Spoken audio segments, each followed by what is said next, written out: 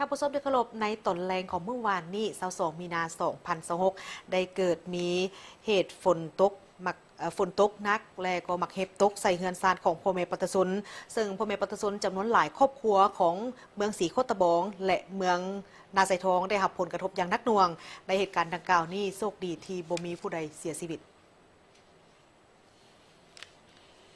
ในตอนแรกของวันที่22 มีนา 2026ที่ผ่านมาย้อนความกดดันของอากาศร้อนยังปกคลุมอยู่ทั่วทุกภาคของประเทศลาวเฮาด้วยกำลังอ่อนสมทบกับกระแส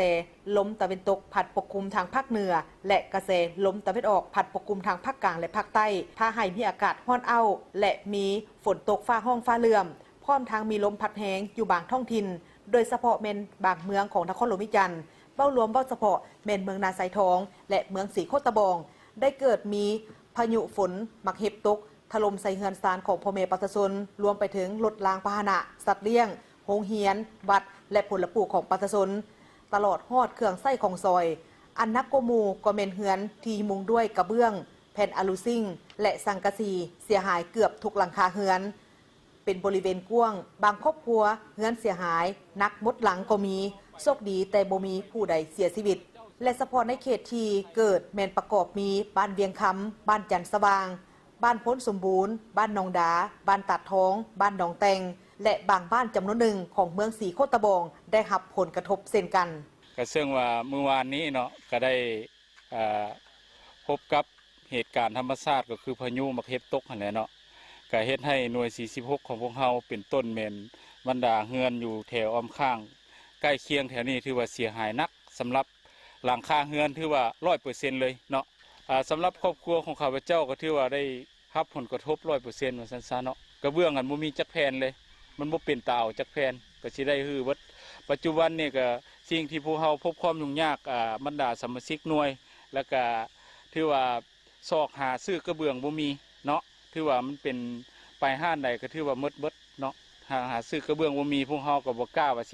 สิแงะเอาแผ่นที่มันแตกคันออกเนาะครอบครัวข้าพเจ้าก็ถือว่าเรื่องหลังคากับเพดานถือว่าเสียหายถือว่า100%เนาะก็ถือว่าตอนนี้ก็กำลังปรับปรุงอยู่เนาะก็ยังบ่ทันได้มีภาคส่วนที่เกี่ยวข้องภาคส่วนใดที่มาให้ความช่วยเหลือนะภาคถึงภาคส่วนที่มีความเกี่ยวข้องเนาะก็มีแต่ว่ามีเงินไขซำใดก็ช่วยเหลือไปตามความเหมาะสมเนาะอิงใส่สภาพการบ้านเมืองนี่แหละเรื่องการช่วยเหลือก็ถือว่าตอนนี้ก็ยังบ่ได้มีภาคส่วนใดในรับการช่วยเหลือเทื่อนะเดี๋ยวนี้ก็ถือว่ายังกุมตนเองอยู่เนาะเจ้าช่วยค่อยช่วยเจ้าอันนี้ก็ในนามต่างหน้าหน่วย46ก็คือในนามข้าพเจ้าเองก็ภาคถึงภาคส่วนที่เกี่ยวข้องเนาะเห็นว่ามีความจำเป็นในการช่วยเหลือพ่อแม่ประชาชนหน่วย46ของพวกเราก็ขอให้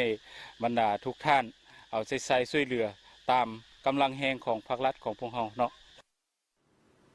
ปัจจุบันนี้ทางภาคส่วนที่เกี่ยวข้องกำลังเก็บกำข้อมูลผลเสียหายและให้การช่วยเหลืออย่างรีบด่วนพร้อมกันนี้หลายภาคส่วนทางสังคมก็ได้พร้อมกันยื่นมือเข้ามาช่วยเหลือ